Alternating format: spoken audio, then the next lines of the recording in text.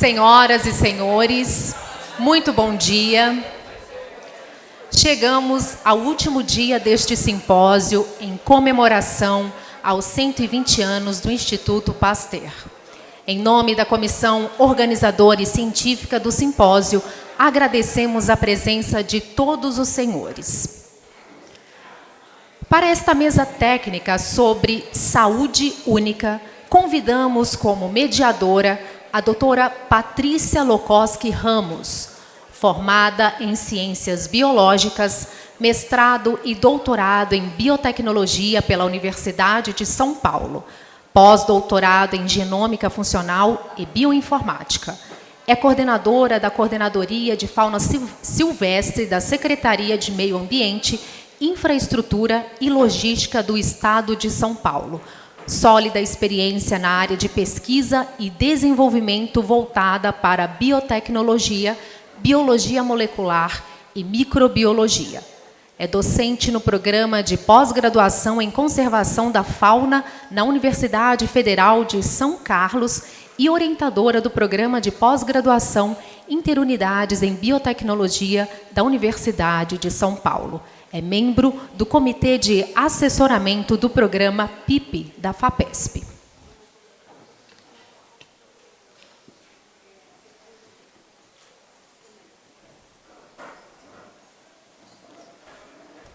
Convidamos Dr. Fred Galvez Ovajos, graduado em Biologia na Universidade de Pamplona, Colômbia, em 2007. Mestrado e doutorado em Ciências pela Faculdade de Saúde Pública da Universidade de São Paulo.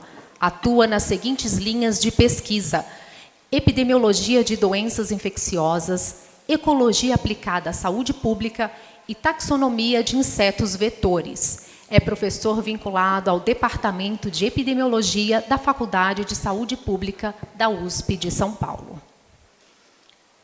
Convidamos também o professor doutor Marcos Boulos, graduado em Medicina pela Faculdade de Medicina da Pontifícia Universidade Católica Sorocaba em 1972.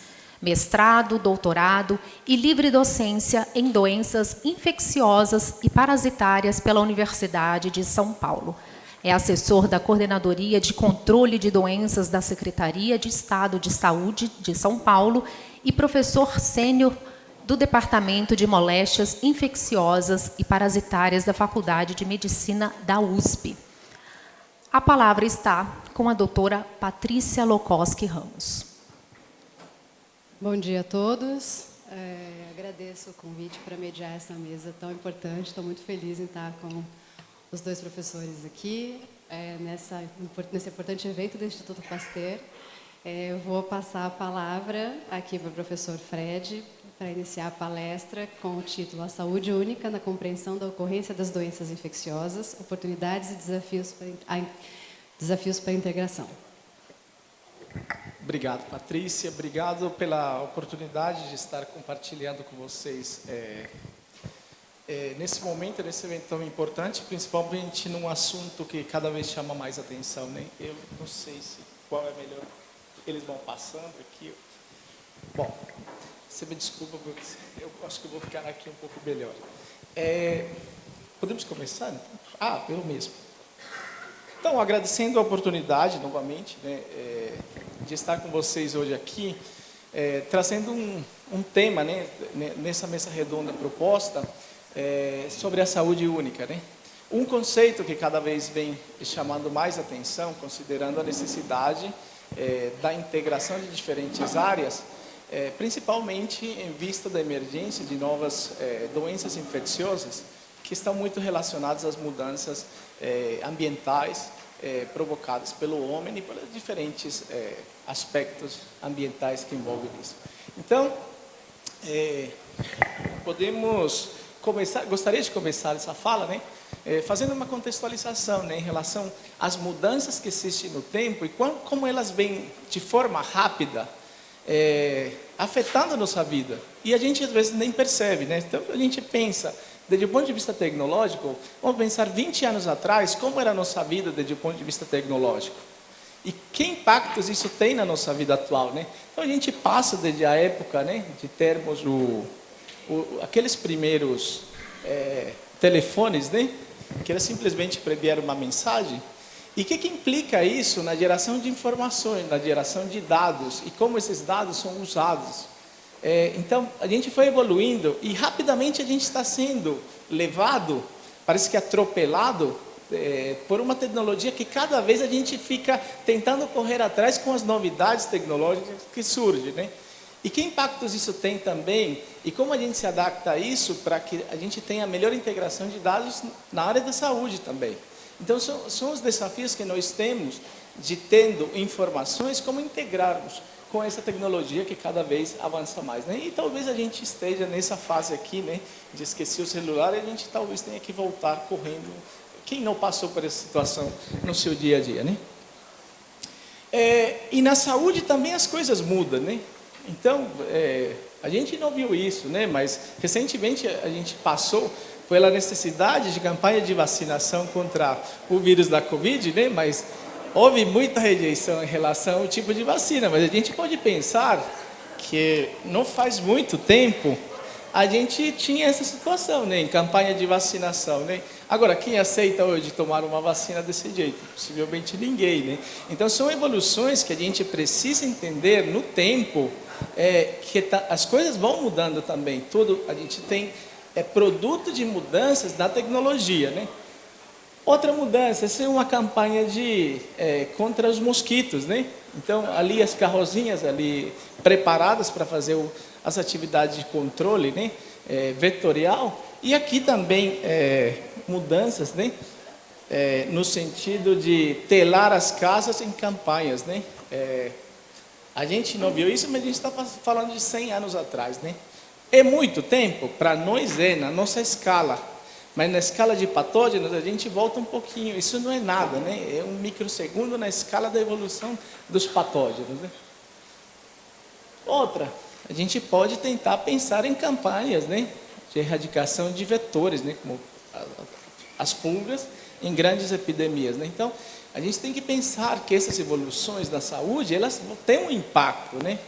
E essas tecnologias, elas vão trazendo mudanças, né? As populações também, elas aceitam determinadas medidas de saúde, mas posteriormente, essas mesmas medidas elas já não podem ser aplicadas. Então, nós estamos em constante evolução em diferentes âmbitos tecnológicos, né? E isso aqui é um avanço na medicina, né? Isso aí seria, né, uma maca para fazer cirurgia, né, e os instrumentos usados, né, para fazer a cirurgia, né? Então, um indivíduo de cada 3 que fazia cirurgia, né, sobrevivia a um, né? Então, o risco de cirurgia era muito maior. Então, só para mostrar. Agora, o que tem a ver isso com isso? É só uma contextualização em relação aos avanços que a gente tem, né? Mas os avanços da medicina, eles trouxeram, não só desde o ponto de vista sanitário, né? Mas a gente tem desde avanços, desde o ponto de vista do uso de anestésicos em questão de cirurgias, né? Os exames de imagens e trazendo o contexto das doenças infecciosas, a gente tem que pensar na importância dos antibióticos, né, na redução da mortalidade. E também o uso de vacinas, né, a implementação do Plano Nacional de Vacinação, trazendo impactos importantes na redução da mortalidade, né. E medidas sanitárias, que hoje em dia parecem simples e básicas, mas que em alguns lugares ainda não temos, como a fluoridação da água, o tratamento de esgoto, né, que são importantes para diferentes tipos de doenças, né. E mais recentemente as drogas antivirais, mas pensando em epidemias recentes, como as epidemias da AIDS, né? E o que isso tem de impacto? O primeiro impacto que a gente tem que pensar é a redução da mortalidade. Então, vocês percebam aqui nesse gráfico a curva, né, da queda de mortalidade infantil em um período mais ou menos quase de um século, né? Vocês veem a tendência de queda na mortalidade, resultado desses avanços tecnológicos. Então, é absurdo escutar que existe mortalidade infantil por doenças causadas por diarreia, por exemplo, mas é muito raro que aconteça, porque a gente tem como evitar esse tipo de morte, né? Então, esses impactos, como que se explica isso? Isso traz mudança desde o ponto de vista demográfico, né? Então, o primeiro impacto seria a mudança da expectativa de vida das populações. Se a gente compara aqui, eu não estou conseguindo o apontador aqui. Não tem. Bom, então, percebamos aqui nos dois gráficos a linha superior e a linha das Américas como um todo e acompanhada a linha do Brasil, né? Mostrando, né, as mudanças da expectativa de vida, né? Então, veja, lá mais ou menos em 1900, a gente estava com mais ou menos 40 anos de expectativa de vida. 40 anos, eu estaria partindo agora, mais ou menos. E, hoje em dia, a gente tem uma expectativa de vida mais ou menos 75 anos, pensando, né? E que implica isso na questão epidemiológica das doenças, né? Então, aumento da densidade populacional e vai levar ao aumento o quê? Ao uso e necessidade de recursos para a manutenção dessas populações. Então, tem impactos importantes. E, nesse sentido, nós estamos falando de transição demográfica, né? E essa transição demográfica, ela é afetada por diferentes fatores, como a redução da fecundidade, né? Então, pensando, em 1960 no Brasil, mais ou menos eram 6 filhos por mulher, né? Em média, né? Estamos falando de mais ou menos. E, no tempo, ela vai evoluindo. Em 1980 passa para 4, em 2000 para 2, em 2020 mais ou menos é uma criança por cada mulher, né? Então, temos uma redução do número de filhos gerados, né? E essa será a próxima? Eu não sei, né? E que tem a ver isso com zoonoses? O que tem a ver isso com essa interação que nós temos com os animais e da forma que nós nos relacionamos com os animais?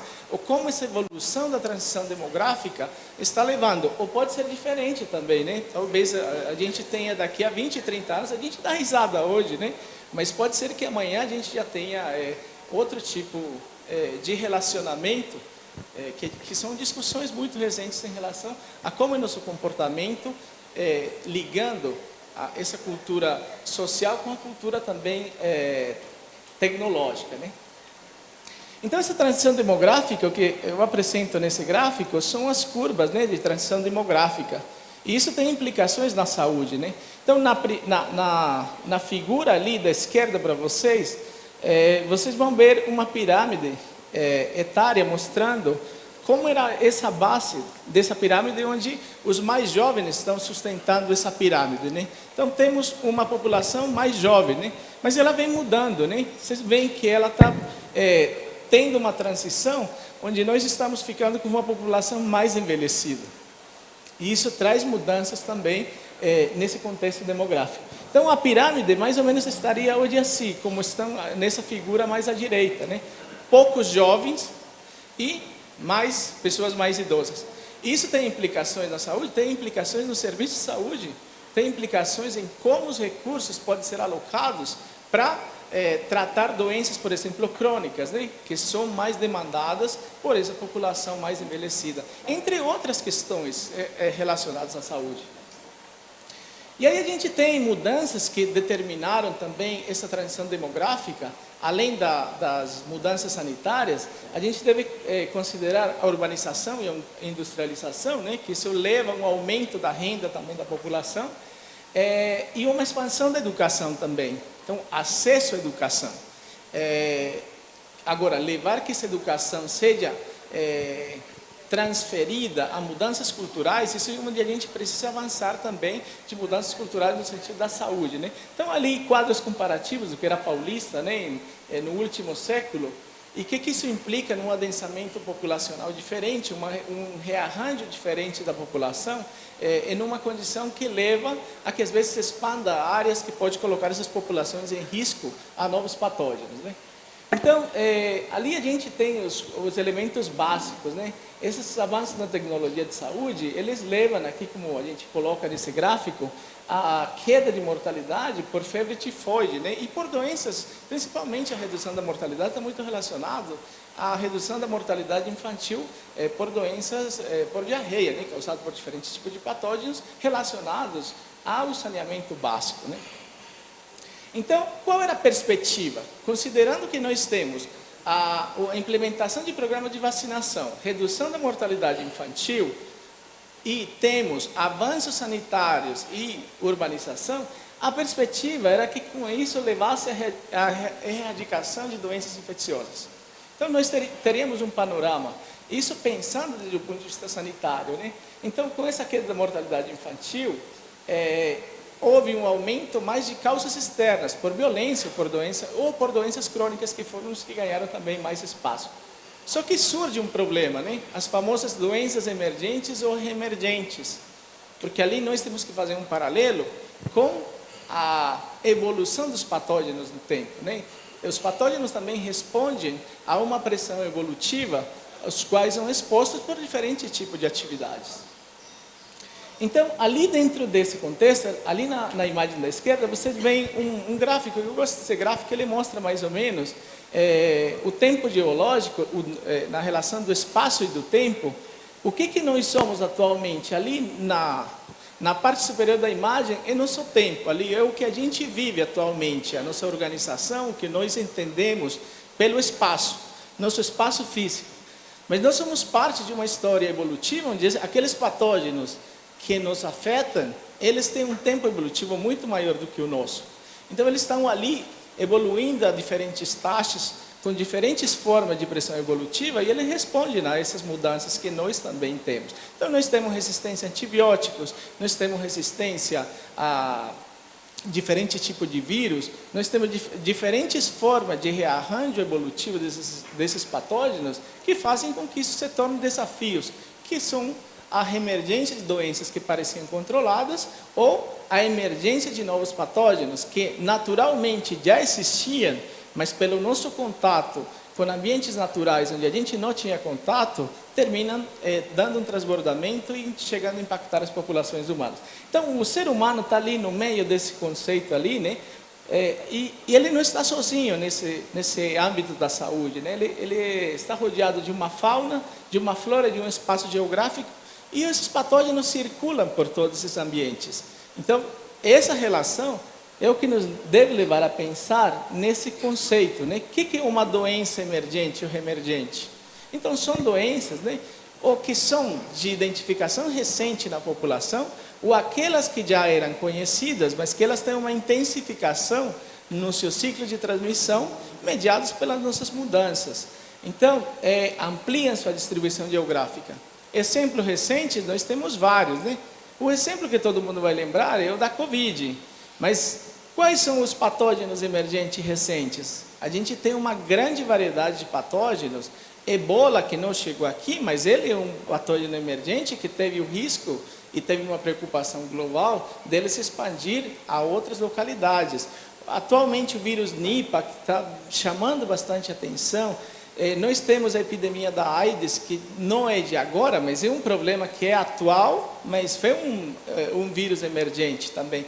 Então, esses patógenos, eles estão em constante evolução, em constante contato com o ser humano, né? Que tipo de patógeno? Vírus, bactérias, protozooários, diferentes tipos, né? E aí temos alguns exemplos, né? A gente pode colocar, né, aqui na década de 80, mais ou menos, a primeira epidemia, né? A AIDS, que hoje em dia já tem melhor resposta, mas vacina nós não temos, e isso continua sendo um problema sanitário importante, né?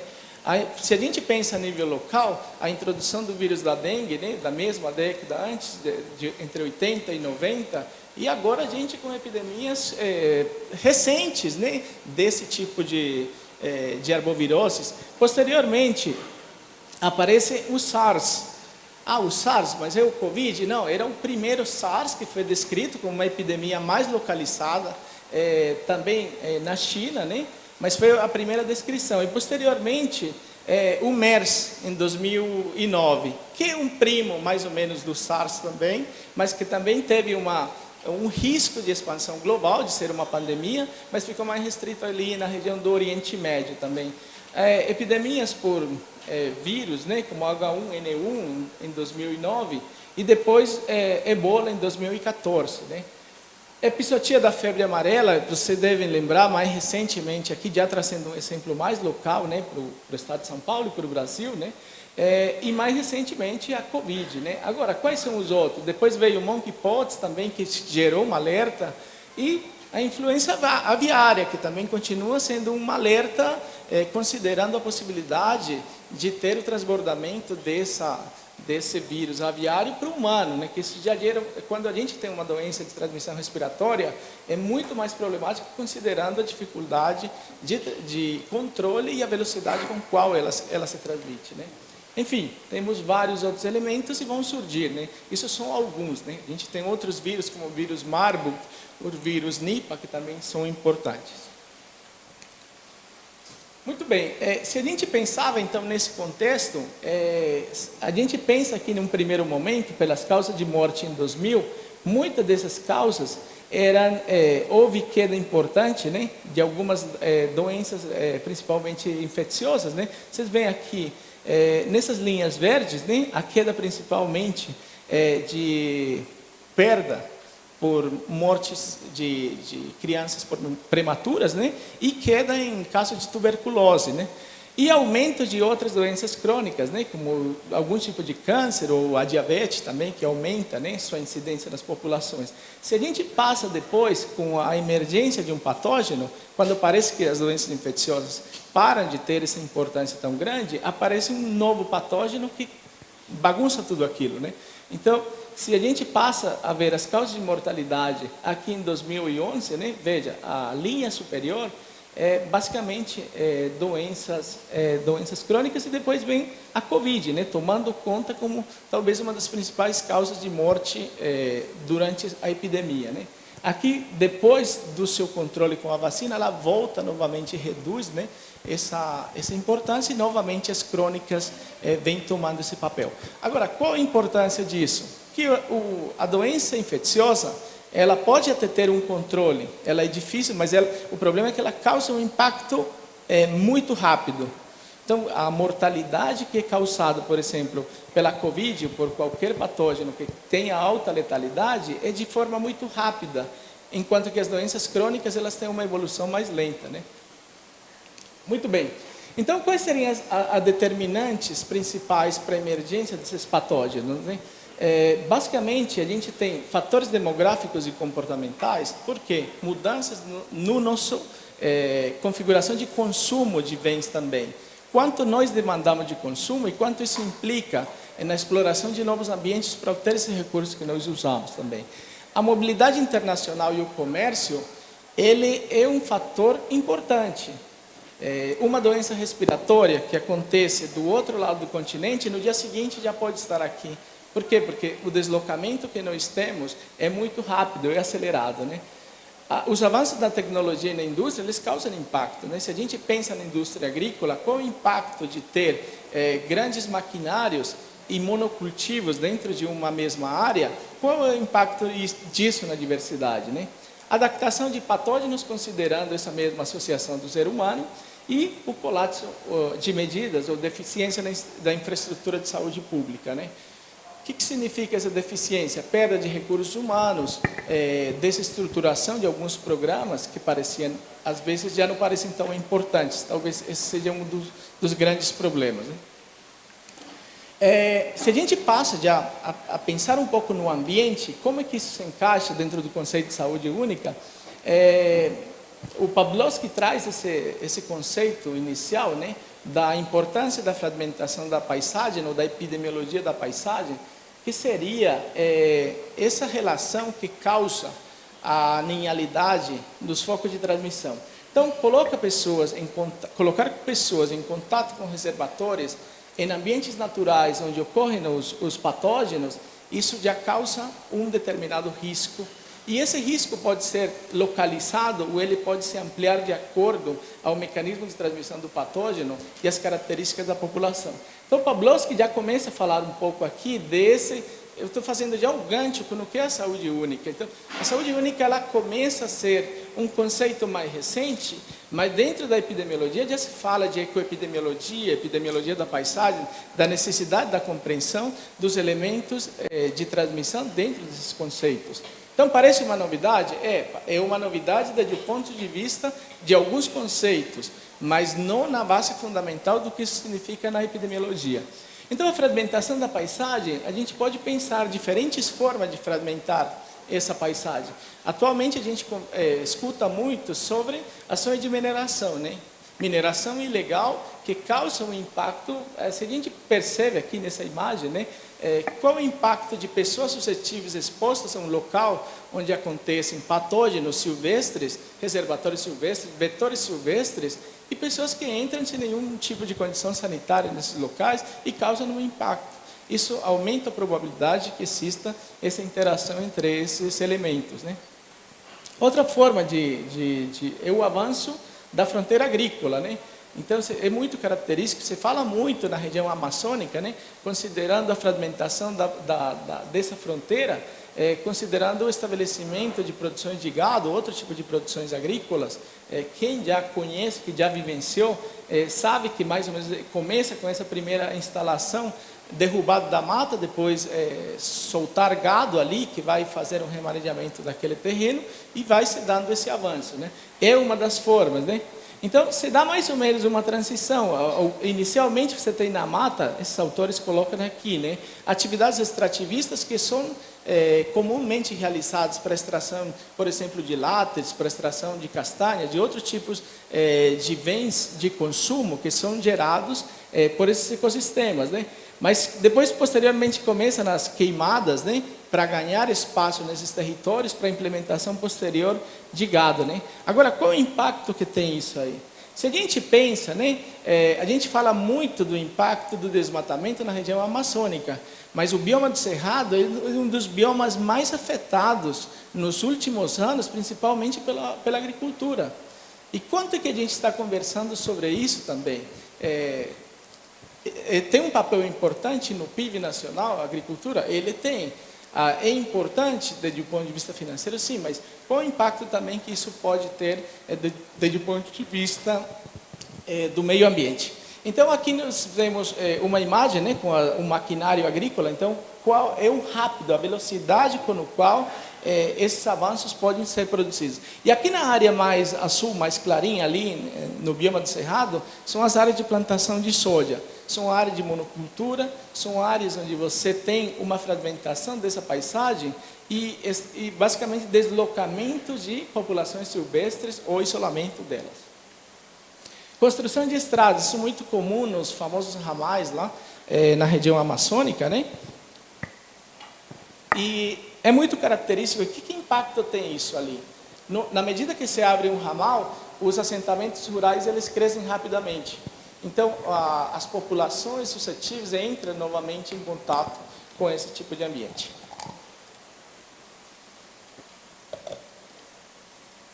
E basicamente, isso a gente teria uma escala micro, né? Mas se a gente olha no macro, essa seria a imagem. São diferentes tipos de forma de fragmentação, né?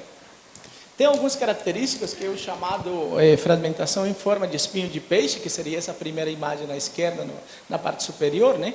Onde se abre um ramal principal e a partir dele vão se abrindo novos ramais e vai se desconfigurando aquela floresta natural que acontecia. Às vezes na parte inferior, né? Muito relacionado ao uso de rios, né? Para extração, às vezes, de minerais, né, ouro e outros minerais, e outros mais relacionados à agricultura, como na parte inferior, né? Então vão se formando fragmentos de mata ali que terminam sendo corredores, né?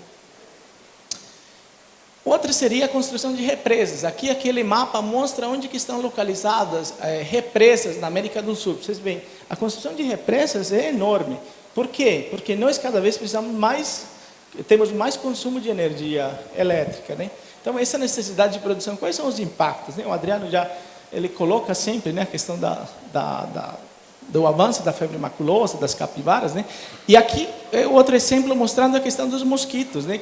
Como problema de incômodo, mas também com a possibilidade de eles serem pontes entre vírus silvestres, como o vírus maiaro e outros vírus emergentes que podem vir a causar problemas. Então, o crescimento dessas macrófitas, aí como você vê na parte inferior, né? São locais propícios para o desenvolvimento de algum tipo de mosquitos, e isso nos leva a pensar também no risco que isso sugere, né? Se a gente pensa qual é o efeito, né, dessa fragmentação, o primeiro efeito que a gente pode pensar é que existe um desequilíbrio ecológico, né? Desequilíbrio ecológico mostrado por quê? Por perda da diversidade. Então, se a gente perde diversidade, que impacto tem nessa configuração da saúde? O primeiro impacto que a gente pode pensar na perda de diversidade é que muitos patógenos, ou muitas às vezes vetores, espécies que têm um potencial vetor, se adaptam melhor àquele sistema fragmentado e eles podem aumentar o risco de transmissão. Estamos falando de vetores de malária, vetores de leishmaniose, que aproveitam essa condição em ambiente mais periurbano e aumentam sua densidade, aumentando o risco de transmissão. Esse exemplo que ele colocava aqui nesse artigo, que ele é bem interessante, ele mostra qual seria, na primeira linha aqui na parte mais inferior, seria uma área secundária, né, de matas secundárias, uma área manejada, né, e uma área urbana. E qual seria a densidade de diferentes tipos de reservatórios de patógenos. Então, chamando a atenção que esse era um caso para os Estados Unidos, mas é um caso interessante para ser estudado aqui em relação a isso, né? Por exemplo, maior frequência de alguns grupos, né? Como algumas aves que servem nesse caso como reservatório para o vírus do oeste do Nilo, ou de morcegos, né? Que a gente tem visto cada vez mais importante dos morcegos em ciclo de transmissão de alguns vírus, que seriam muito mais favorecidos por esses ambientes mais urbanizados, né? Considerando essa perda da diversidade. E em locais de matas secundárias ou matas primárias, essas espécies acontecem, mas elas acontecem de uma forma em equilíbrio com os outros que não são reservatórios. Mesma coisa acontece com vetores. Se a gente faz uma captura de um inseto vetor em um local de mata primária, o vetor pode aparecer, mas ele não aparece na mesma densidade como aparece numa área fragmentada. Muito bem, dentro dessas doenças emergentes, então, mais ou menos 60% são zoonóticas. Então, isso implica que a emergência de doenças está muito associada também ao nosso contato com os animais. Além da fragmentação da paisagem, que também nos dá essa possibilidade, mas nós temos mais contato cada vez com fauna silvestre. Pelo nosso avanço nas construções urbanas, mas também por outras atividades, ecoturismo, busca por caça, aqui é comum, mas em outros locais do planeta é muito mais comum. Ou consumo de animais silvestres, né? Que a gente não tem tem, né? Se a gente for pensar em alguns locais do Brasil, tem consumo de fauna silvestre, mas não como em outros locais do planeta, né? Como o continente asiático, que fazem uso mais de animais para o seu consumo, né? Então, e aí vem, não sei se alguém já comentou esse gráfico dentro das palestras anteriores, mas fala um pouco do que esse efeito que causa esse primeiro contato, né? Esse termo spillover, ou transbordamento, seria esse primeiro contato que faz o patógeno pular, né, desse ambiente silvestre, de um animal silvestre, a um hospedeiro que está mais próximo do ser humano.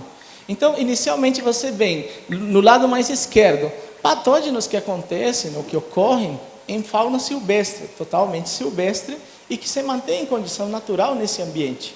Mas, posteriormente, pela nossa mudança, pode existir um vetor natural, seja um carrapato, um mosquito, um flebótomo, outro tipo de vetor, que permite que esse patógeno entre em contato com os animais domésticos, ou animais domesticados, né? Então, bovinos, equinos, aves, aqui colocaram na tela os camelos por conta do MERS, né? Mas diferente tipo de fauna que o ser humano mantém domesticado. Então, esses vetores podem servir como uma ponte desse patógeno que ocorre de forma silvestre e trazer ele mais próximo do ser humano. Esse seria o primeiro transbordamento de um local mais silvestre para um local mais peridoméstico, nesse ambiente rural. E, posteriormente, esses animais, eles permitiriam uma amplificação da carga desse patógeno nesse reservatório. Então, aumenta a carga desse patógeno dentro desse animal. E aí o que acontece? Você tem a possibilidade de existir um segundo transbordamento. Então, um segundo momento em que o patógeno pula desse animal doméstico para o humano. Então, o risco da influenza aviária é esse. Estando em contato em uma população aviária, ele fazer esse transbordamento para o ser humano e passar a ser uma transmissão respiratória, como foi o caso da Covid também. Então, isso implica que a população humana, essa linha vermelha, seria muito afetada. Por quê? Porque é uma população totalmente suscetível ao novo patógeno. Então, esse artigo, ele mostra mais ou menos como seria teorizado, né, a relação que existe entre esse efeito na paisagem com a emergência de novos patógenos. Então, aqui nós temos os diferentes tipos de transbordamento. Então, fatores emergentes para esse crescimento, uma vez esse patógeno consegue fazer esse transbordamento, nós podemos pensar o que aconteceu nos últimos anos, né? A colonização europeia trouxe alguns patógenos emergentes para populações nativas, né? Sarampo, varíola, que causaram sérios problemas de mortalidade, né?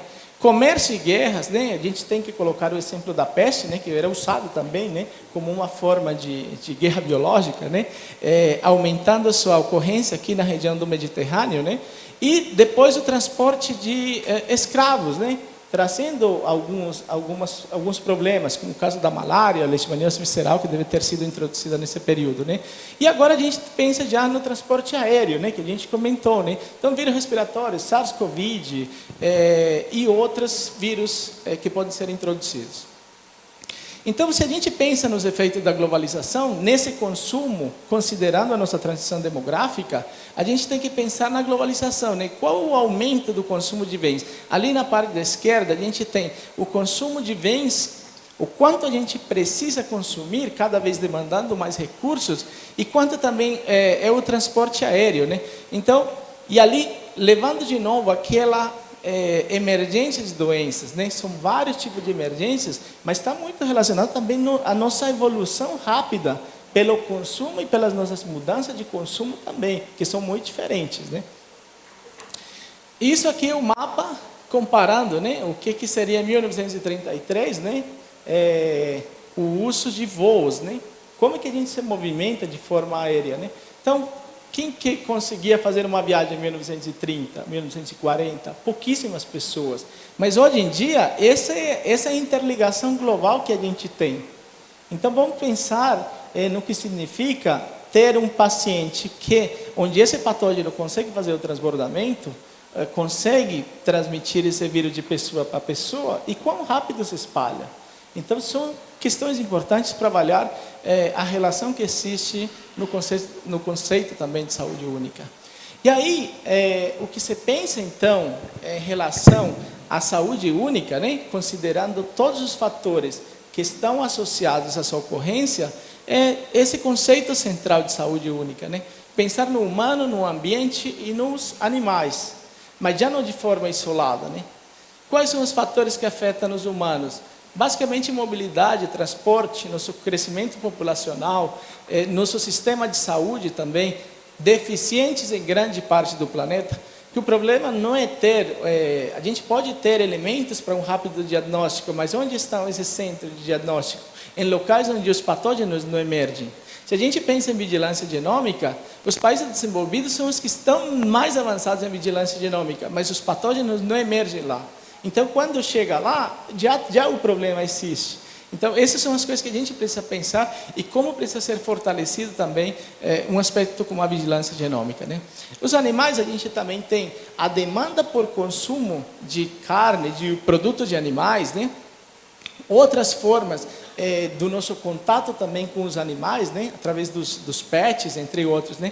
E o ambiente, que seria a nossa produção em massa, como a gente colocou no exemplo, né? Da agricultura, principalmente relacionado à monocultura e à fragmentação de paisagem, à deforestação e o mesmo transporte de bens, né?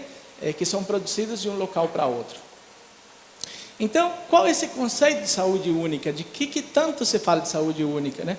Então, basicamente, podemos pensar que é um enfoque, né, para desenhar e implementar programas, políticas, legislação e pesquisa, pensando, eu acho que a palavra-chave é isso, integração. Como a gente consegue integrar os conhecimentos que tem cada área para a gente ter um melhor desfecho, tanto nas pesquisas de saúde, pensando nessa problemática, né? Então, quais são os eixos da saúde única? Isso é importante, não é só pensar em saúde.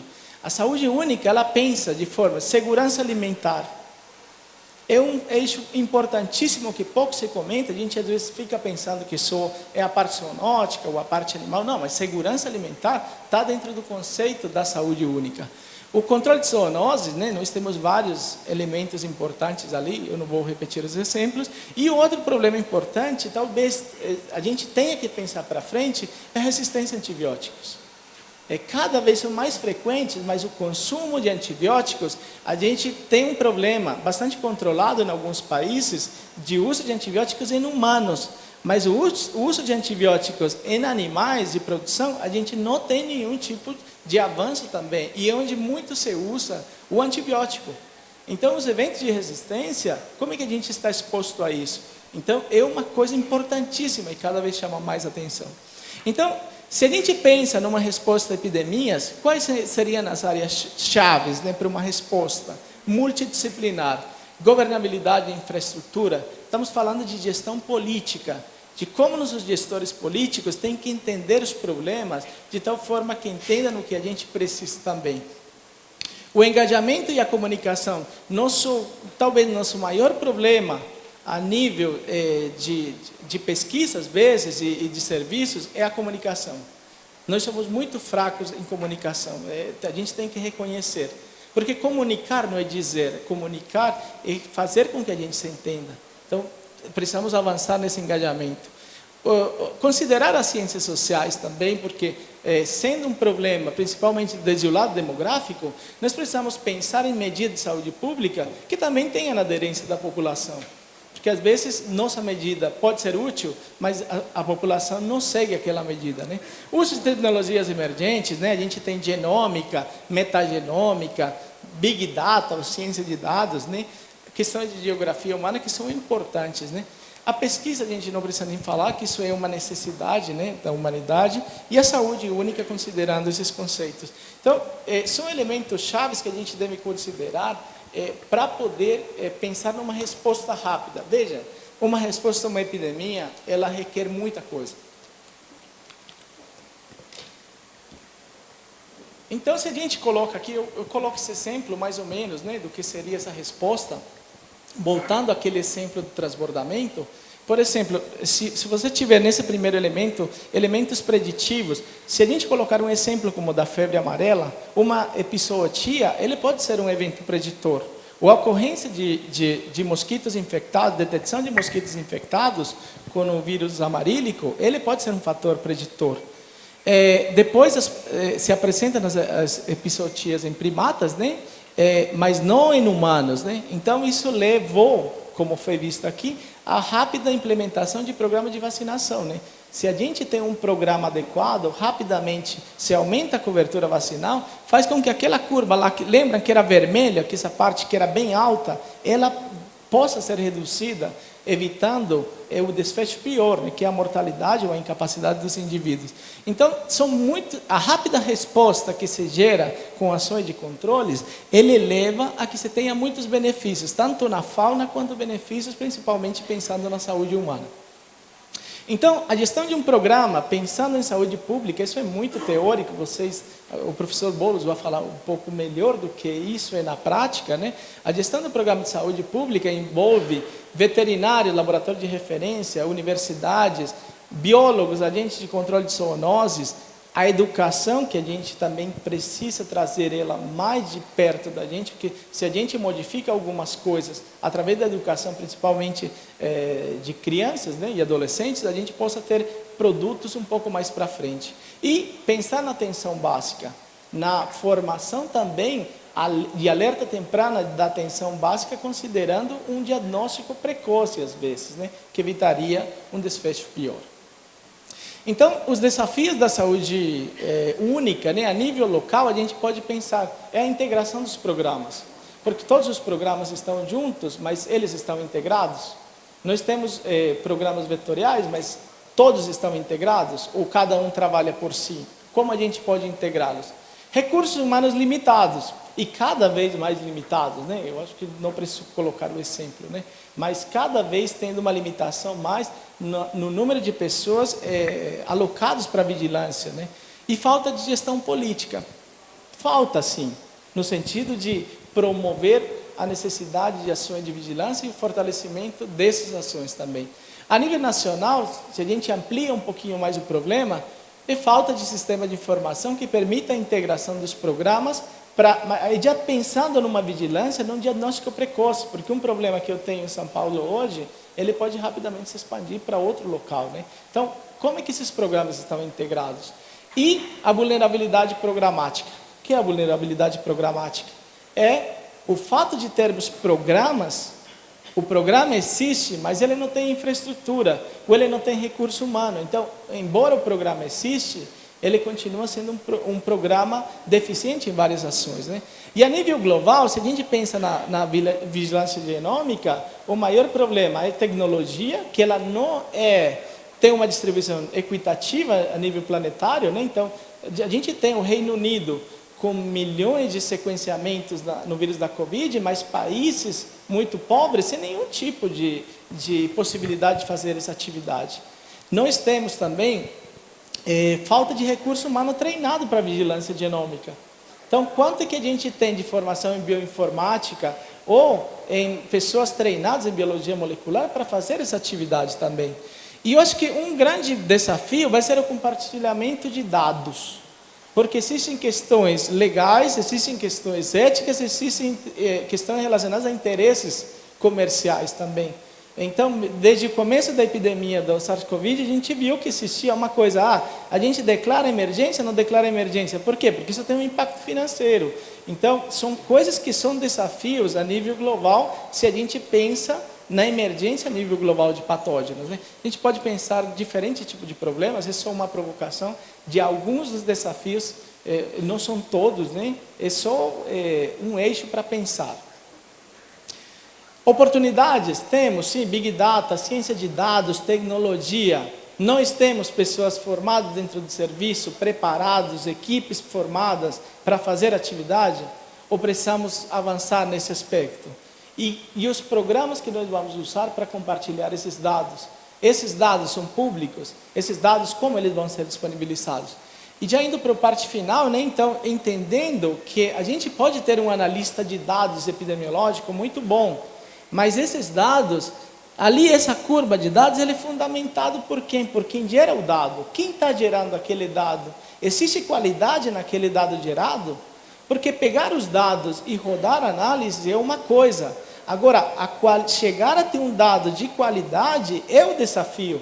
Ali que está o veterinário, ali na primeira figura, o biólogo que trabalha, biomédico, que trabalha na genômica, o entomologista que trabalha lá, quem trabalha na atenção básica.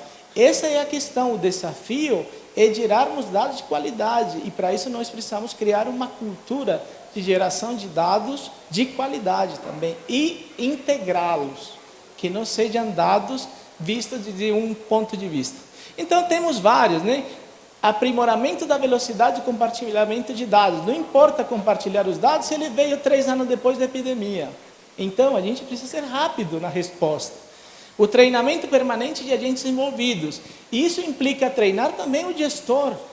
Não tem problema o gestor ser treinado. Ele precisa também passar por esse tipo de treinamento. E quem está na linha de frente? Um desafio é a perda de recursos humanos, em áreas como a vigilância entomológica e outras formas de vigilância, que a gente tem vivido cada vez mais, né? Educação contínua, né? Com uma visão de saúde única. Não é uma palestra, não é um curso, não é uma mudança na formação com esse foco de saúde única. E o fortalecimento, né? É um desafio desses programas. E aqui já para finalizar, que eu acho que devo estar no tempo passando, né? Passei muito já? Bom, então só uma reflexão, né? Essa é uma parábola que mostra, né? 6 pesquisadores analisando um problema, todos de olhos vendados. Então você descreva de acordo com o que você conhece o que é isso. Então um pegou o rabo aqui e falou, é como uma corda. O outro pegou, é como uma árvore. O outro que pegou ali na barriga falou, é como uma parede. O outro pegou a orelha e falou, parece um ventilador. O outro pegou lá a tromba e ele falou, parece uma cobra. O outro pegou lá e falou, parece uma lança. Estão errados? Não estão errados. Todos estão corretos dentro daquilo que ele consegue enxergar. Então, no primeiro momento, quando eles começam a se juntar, essa é a descrição da coisa. Então, quando o cara que pegou a tromba, pegou a perna, ele fala, não, mas não é só uma cobra, é outra coisa a mais. E o bicho vai ficar desse jeito. Isso é uma reflexão para que a felicidade vai ser quando a gente consegue tirar e se integrar para enxergar o todo. Nossa verdade é verdade, mas existem outras verdades. E a verdade total, ela só se constrói com o conhecimento de vários elementos formados desse assunto. Então, já para finalizar, então seria, nós temos a sociedade, os agentes fazendo essa ponte, os coordenadores de programa, os gestores de política, para voltar para a sociedade aquilo que o problema que surgiu ali no lado esquerdo iria para a direita. Então, agradeço e desculpa se passei o tempo.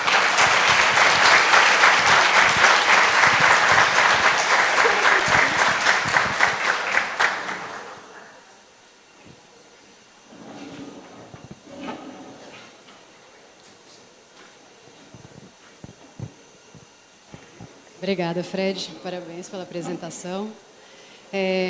Dando continuidade, passo a palavra para o professor Marcos Boulos, com a palestra sobre estratégias da Secretaria Estadual de Saúde para atuação sobre o conceito da saúde única. Professor Marcos.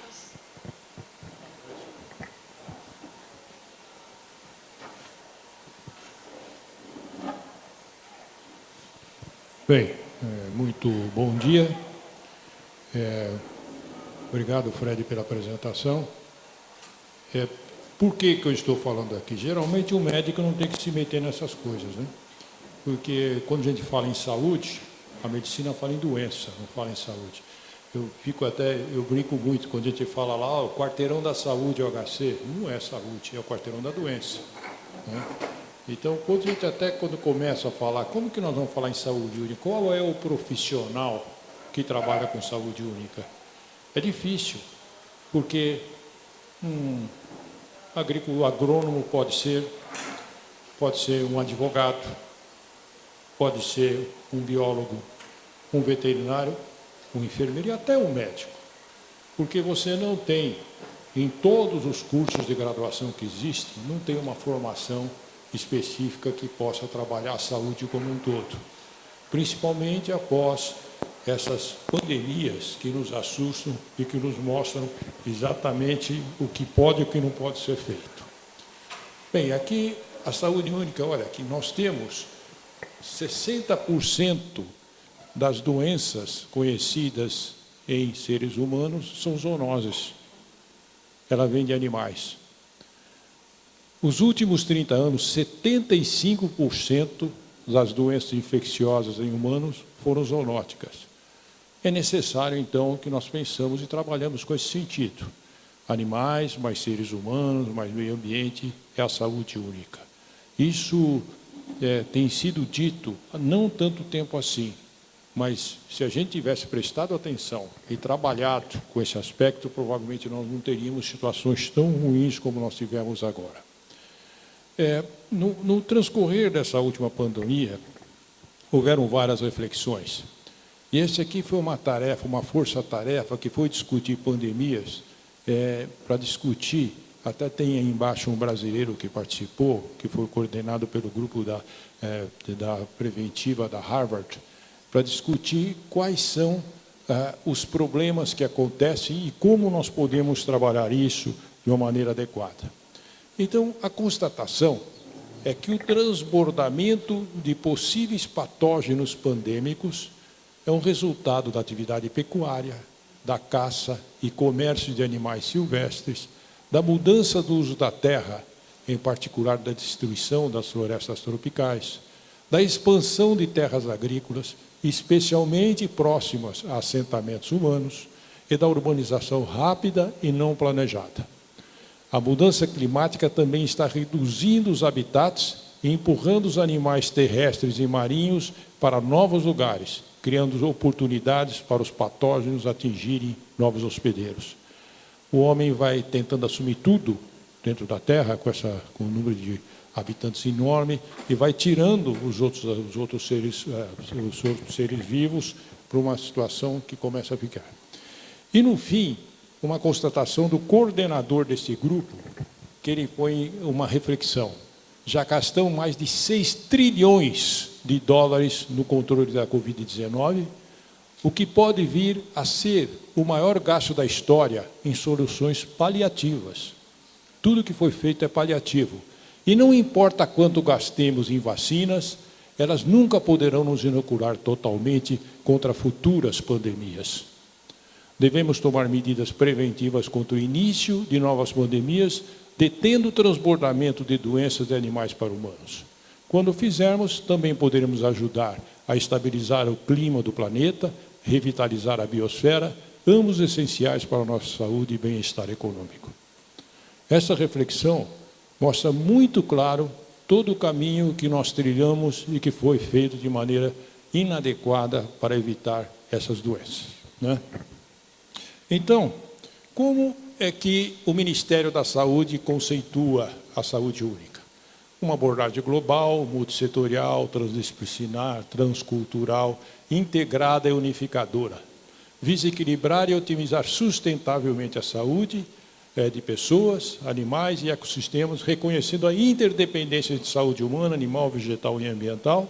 E mais ainda, essa abordagem mobiliza diversos setores, disciplinas e comunidades para trabalhar em conjunto, promovendo o bem-estar e enfrentando ameaças à saúde e do ecossistema, aí ao ecossistema. A saúde única aborda não apenas questões de saúde, mas também a necessidade coletiva de água limpa, energia, diferentes alimentos seguros, ação contra as mudanças climáticas e contribuição para o desenvolvimento sustentável. Baseado nisso, o Governo do Estado de São Paulo, ou Secretaria de Saúde, ela criou um grupo para tentar estudar isso. Esse grupo que eu tenho, eu coordeno este grupo, em que tem representantes, aqui são os representantes da área de saúde, tem representantes do Pasteur, representantes do Adolfo Lutz, representante do Butantan, representando as várias áreas que compõem a Secretaria de Saúde, e foi ampliado a partir daí, porque eles podiam fazer só com os membros da saúde. Foi ampliado com a participação de outros membros, além da saúde, membros de universidades, representante do Ministério da Saúde que participa como convidado, representante da Secretaria da Agricultura, representante do Ministério da Agricultura e representante da Secretaria do Meio Ambiente. É um grupo que tem trabalhado, e o que ele busca? Propor uma política de abordagem de saúde única por meio de um plano de ação, considerando a estrutura do Sistema Único de Saúde, que apresente estratégias multissetoriais e intersecretariais do poder público paulista, que tenham como objetivo a prevenção de eventos de risco à saúde para seres humanos, animais, vegetais, ecossistemas e meio ambiente como um todo, e assim viabilizar a sustentabilidade econômica, social e ambiental da sociedade. É uma preocupação, esse grupo busca fazer uma proposta para o governo do Estado de São Paulo tentar unificar como fazer com saúde única nos diferentes espaços, nas diferentes coisas, sem haver haver como se fosse um manual de condução específica. O objetivo a curto e médio prazo é colaboração e sinergias eficazes para criar advocacia, vontade política, alavancar investimento para uma abordagem de saúde única baseada em evidências. Coordenação, comunicação e alinhamento das atividades de saúde única e dos esforços de capacitação incluídos na prestação de apoio técnico, quadros normativos, investigação, educação e orientação. Reforço da capacidade intersetorial para conceber e implementar planos de trabalho e estratégias multiníveis, inclusivos e equitativos, em linha com os princípios de saúde única. E identificar, integrar e fomentar sistemas, tecnologias e práticas melhoradas e harmonizadas em saúde única. Então, o trabalho se resume numa proposta em que se organiza todo um sistema para elaboração de um projeto que deve ser apresentado até dezembro para o governo paulista, para que ele possa implementar nas várias áreas como um manual a ser seguido em termos de saúde única.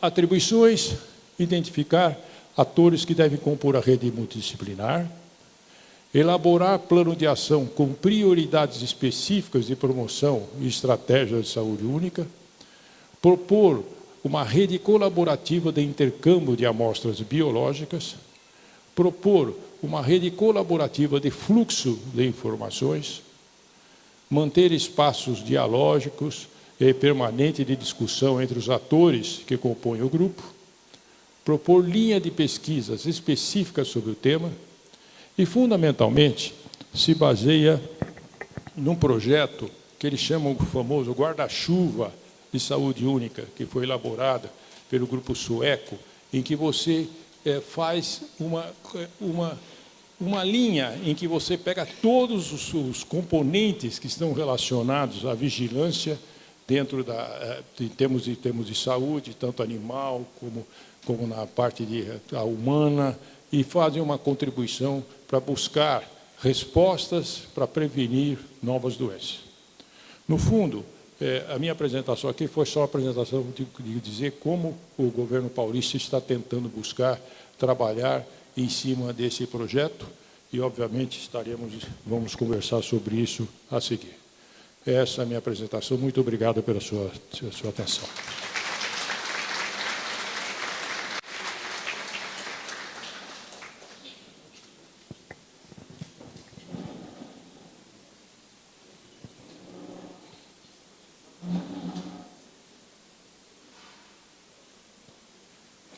Obrigada, professor Marcos. Convido os palestrantes para voltarmos para cá.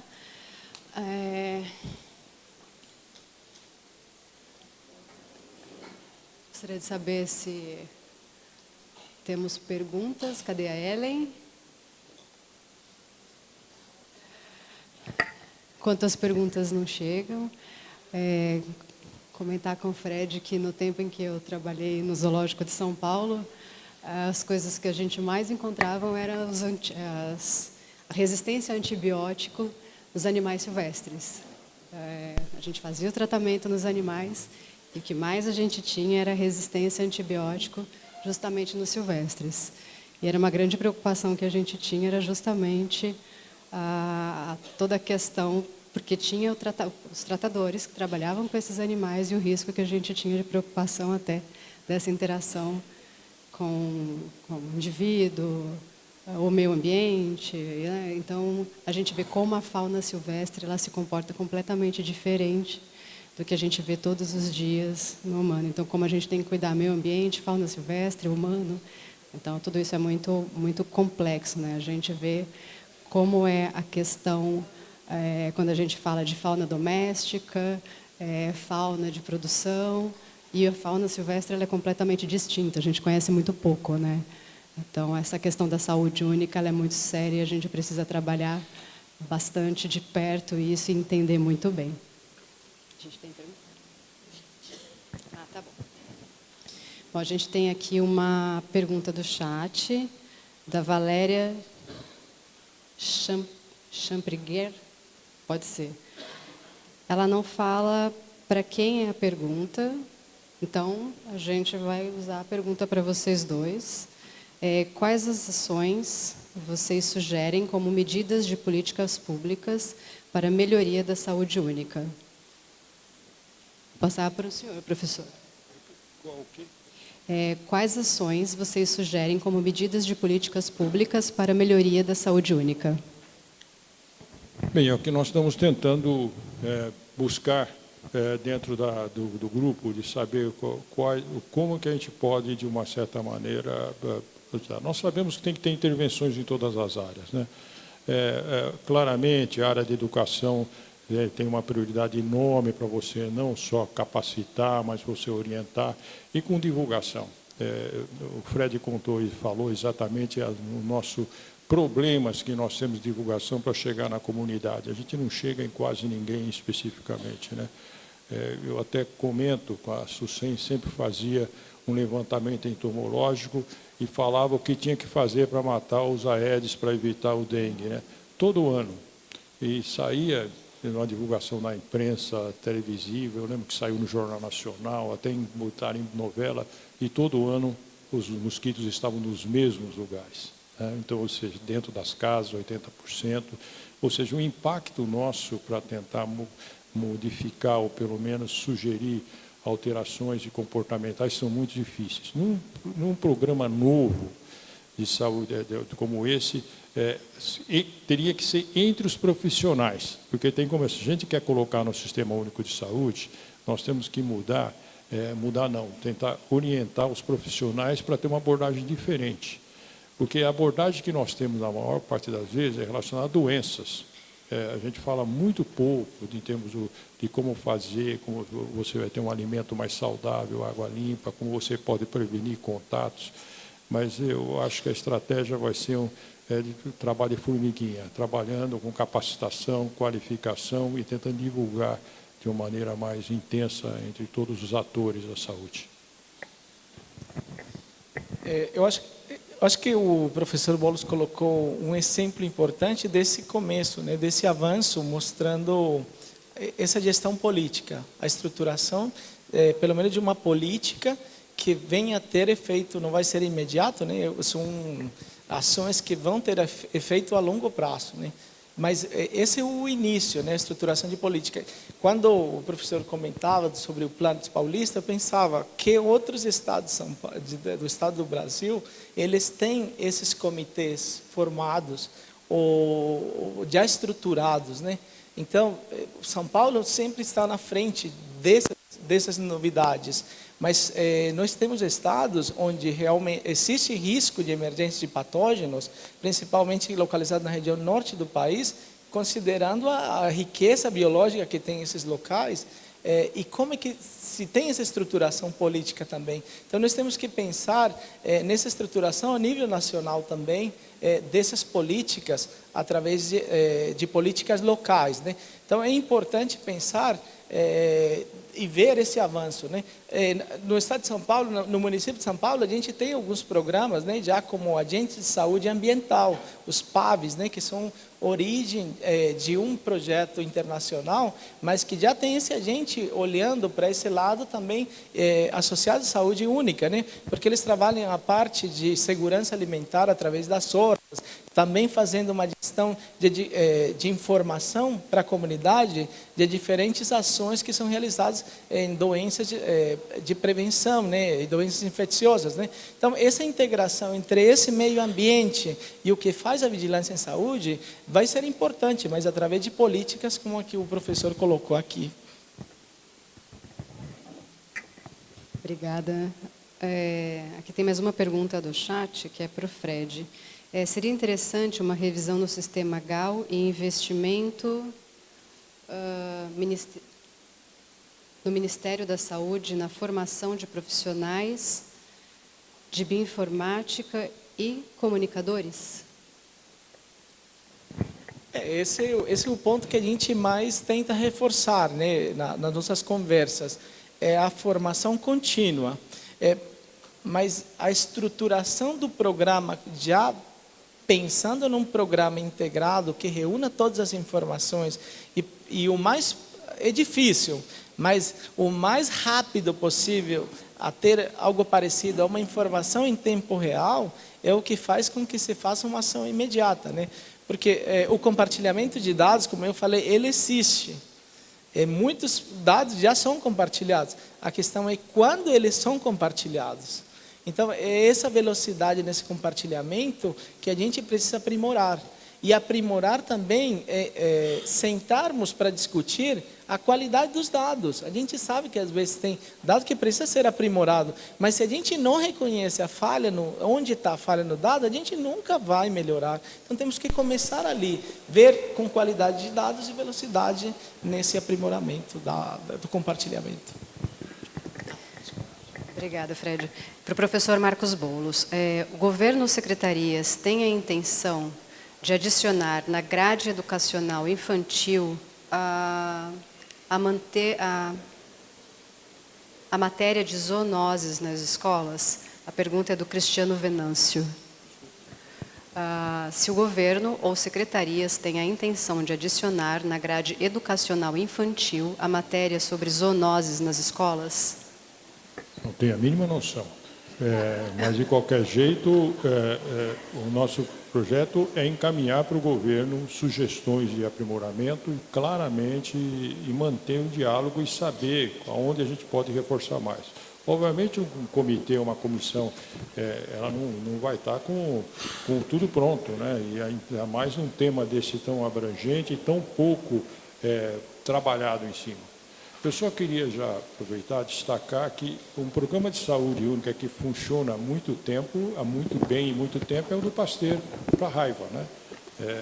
A Adriana chegou a apresentar nesse grupo, ela faz parte do comitê, num estudo de caso, o trabalho de Raiva feito com já conexão com o grupo da agricultura, com o grupo do meio ambiente há bastante tempo, é um trabalho bastante interessante.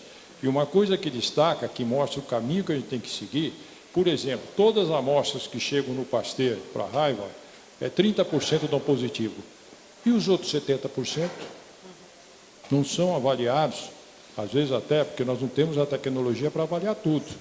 Mas, muito provavelmente, esses 70% que foram encaminhados porque tem animal doente, eles estão lá, tem alguma coisa.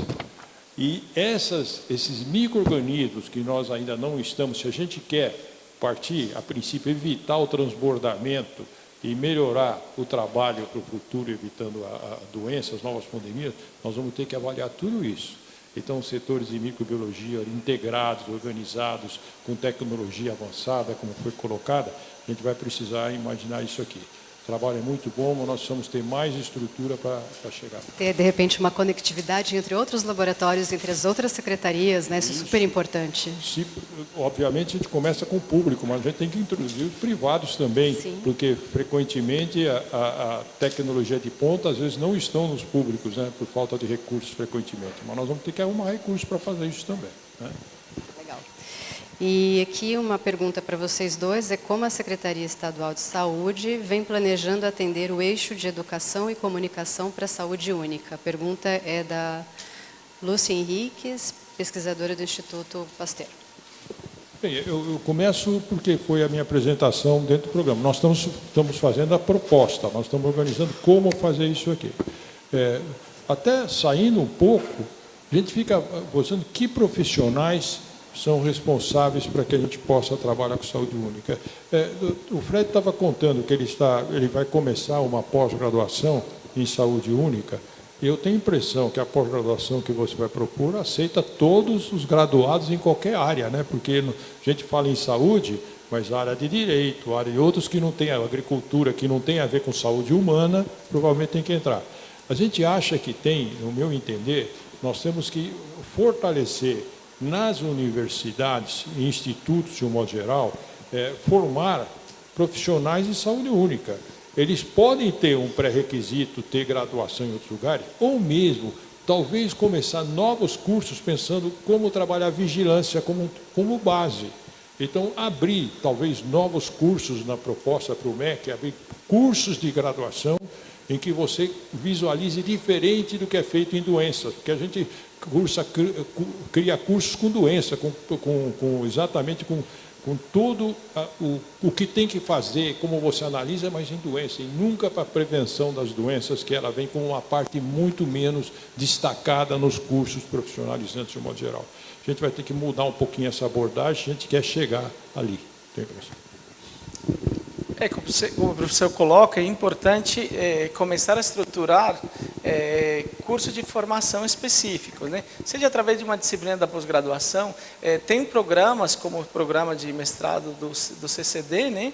Que já pode começar estruturando, porque tem os profissionais adequados para fazer, organizar o enfoque com os profissionais que já tem para reforçar, né? Aquilo que eu falo, formação contínua daqueles profissionais que já estão ali fazendo um mestrado profissional e que pode ser, ou através de uma especialização, como a que vocês têm, seria importantíssimo ou necessário, né, que os alunos formados tenham essa oportunidade, né? Esse é um processo, eu estou repetindo isso, é um processo que a gente começa agora para colher frutos em 20, 30 anos, pensando no futuro. Então, não continuarmos da mesma forma, mas a gente tem que dar um passo. O primeiro passo é a formação contínua. Todo mundo tem uma formação excelente em vigilância, tem ótimos pesquisadores profissionais trabalhando na área. Agora, como trazemos isso para fortalecer de forma integrada, né, esse conhecimento que já se tem?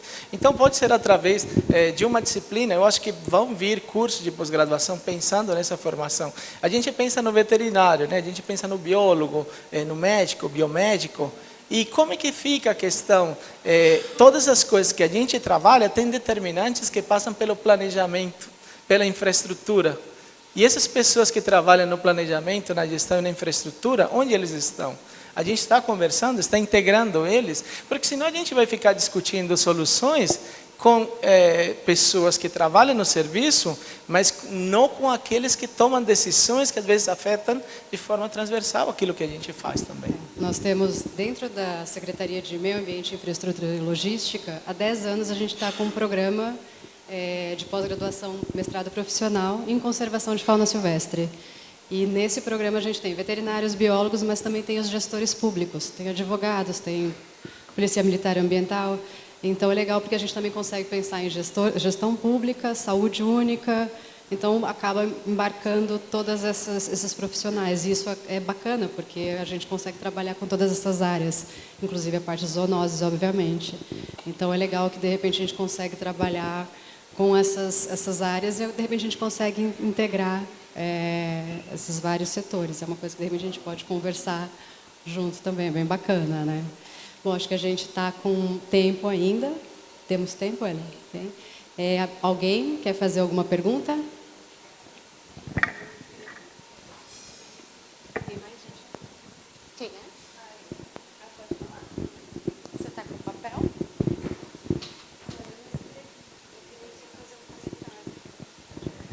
Bom dia. Eu gostaria de fazer um comentário. Meu nome é Juliana, eu sou do Ministério da Agricultura e eu trabalho no setor de educação sanitária, na Secretaria de Defesa Agropecuária. E a gente criou a Rede Proesa, que é uma rede interinstitucional, multidisciplinar, que é justamente para esse conceito de participação, interagências, e a gente trabalha nesse conceito na educação, promovendo aí uma educação em saúde única, de forma envolvendo várias instituições. Então, a nossa proposta é essa, e a gente vem trabalhando nisso. E na rede, atualmente, eu tenho mais de 50 instituições e mais de 300 pessoas participando. Então, convido os senhores também para participarem e a gente integrar cada vez mais. Obrigada. Eu gostaria de fazer já um comentário. Eu acho que esses espaços de discussão, eles são fundamentais. Veja, a gente se inteira de quem está trabalhando em situações ou abordagens em instituições diferentes, porque o seguinte passo é esse, a gente se integrar. Porque muitas iniciativas surgem na universidade ou surgem numa determinada secretaria. A questão é como a gente se integra para a gente aproveitar melhor e enxergar melhor aquele elefante, né?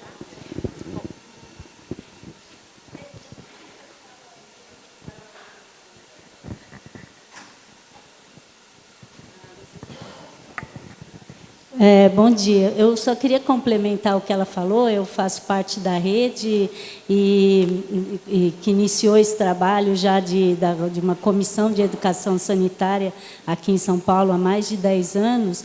E o objetivo principal, que eu acho muito importante, é treinar as pessoas naquele conceito de educação que o Fred comentou, que não é só simplesmente falar, é fazer com que a pessoa entenda e ela saiba por que ela tem que fazer aquilo. Então, tem sido feito muitos seminários e treinamentos das pessoas que trabalham nisso e que podem ser multiplicadores. Então, eu acho que a base de tudo, para mim, é sempre educação. Eu sou trabalhei muito tempo na Unesp, e nós tínhamos uma disciplina de educação e comunicação em saúde, e os alunos adoravam, porque a gente fazia outras essas abordagens mais assim participativas, e é disso que a gente precisa. Então, investir em educação, para mim, é fundamental.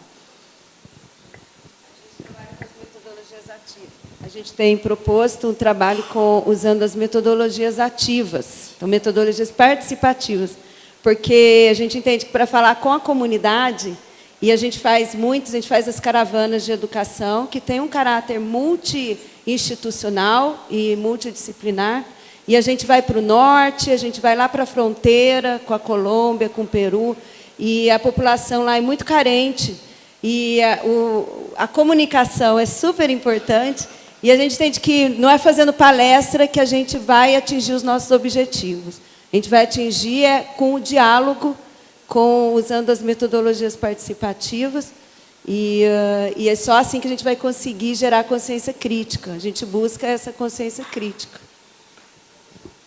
Legal.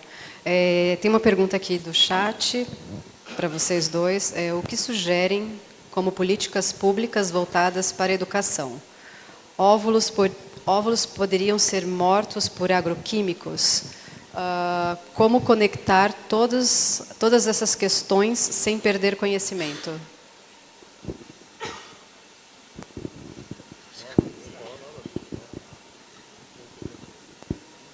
Bom, eu acho que vamos contornar a pergunta assim, de políticas públicas, né? A política pública começa na discussão, né? Uma política pública ela não nasce do nada, né? Eu acho que assim, trazendo a questão da comunicação, a base dessa política pública está primeiro em a gente se reunir, entender o problema. Qual é o desafio que a gente tem? A gente está falando aqui de saúde única por conta de doenças emergentes ou reemergentes, considerando quais são as determinantes delas, né?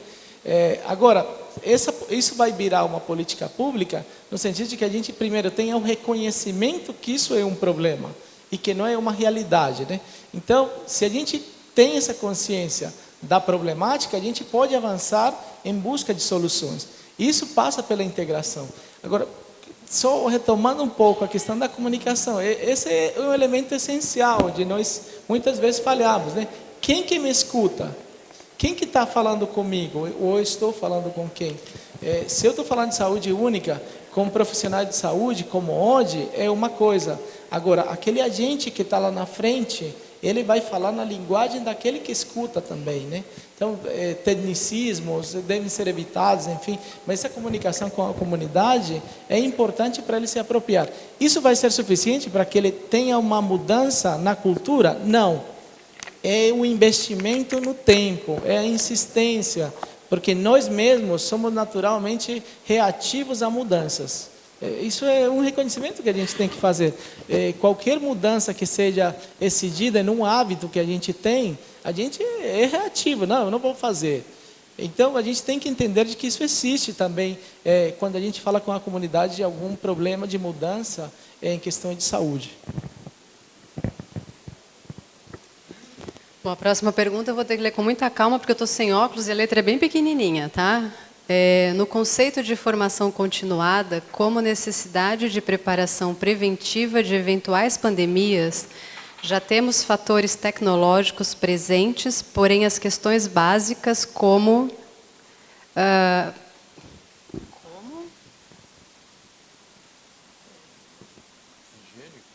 parece higiênico, né? Higiênico-sanitário. Higiênicos sanitários deveriam permanecer nesse ambiente pós-Covid. Mesmo com a pandemia, a população já está mais educada, consciente quanto às suas responsabilidades no processo de saúde única? Depende mais de gestão em sociedade? Bem, falar que a população está consciente, nem nós da saúde estamos, né? Claramente, qualquer ação, principalmente quando se fala em mudança, é necessário decisões políticas. Então, as pessoas que têm que ser sensibilizadas, são os gestores, porque da gestão que vêm os projetos, projeto de educação, projeto de saúde, projeto ambiental, projeto do agro, vem tudo dos gestores. Então, a gente fala assim, qualquer decisão ela tem que partir de uma ação política, de uma compreensão da importância do tema a ser abordado e assumir essa posição. Então, eu sei que nós estamos conversando, que nós vamos mudar uma cultura de começar a pensar em saúde e não em doença, mas em tentar em prevenir e não só tratar, né? Mas, para isso, claro que nós temos que conversar com todos, mas tem que haver uma sensibilização maior daquelas pessoas que vão fazer os programas, que vão interferir na educação, que vão interferir nos projetos de saúde, que são os gestores de um modo geral. Até porque são eles que são eleitos pela população, né? Então, nós precisamos estar sempre fomentando ou, de uma certa maneira, dando para eles o armamento necessário para eles começarem a pensar em projetos como esse, que são projetos amplos, a longo prazo e com investimentos importantes, porque essas mudanças não se fazem apenas com a vontade. Elas precisam ter investimentos que possam consubstanciar todas as ações que nós vamos fazer, né? Mais alguma pergunta? Então, eu passo para a mesa, se tiverem mais alguma consideração para fazer. Não, eu primeiro agradecer, foi muito o convite, falar sobre os temas de saúde única é sempre uma necessidade, e parece que isso está sendo nós tivemos um congresso recentemente que 30% a 40% dos temas as pessoas estavam falando em saúde única. Isso é muito bom, né? Isso é muito bom. Mas não pode parar só na conversa entre nós, né? Nós temos que ter ações, né? Eu acho que até a criação desse comitê é uma ação que possa, eventualmente, orientar. Então, essas orientações têm que partir, nós vamos estar fortalecendo, como o Fred falou, talvez buscar, junto ao Ministério, que outros estados façam ações semelhantes, porque não adianta eu vigiar aqui, numa região que tem menos florestas, menos ações, os micro-organismos aqui, quando geralmente os micro-organismos mais intensos saem de uma região onde você tem mais florestas, que sejam na África, onde saiu, ou que saiam do morcego, ou até no norte brasileiro. Então, nós vamos ter isso, uma consciência política para que a gente possa fazer. E eu agradeço. Eu reforço também o agradecimento, né, a oportunidade de estar conversando com vocês hoje, de participar do evento, que parabenizo a organização, que foi com muitos temas relevantes que a gente consegue acompanhar também pela internet. Eu acho que esse é o caminho, integrar as pessoas para que as ideias venham a virar problemas, e esses problemas viram políticas públicas posteriormente. Então, obrigado a todos pela oportunidade. E eu agradeço o prazer de ter mediado essa mesa com o professor Fred e o professor Marcos. Muito obrigada a todos. Bom dia.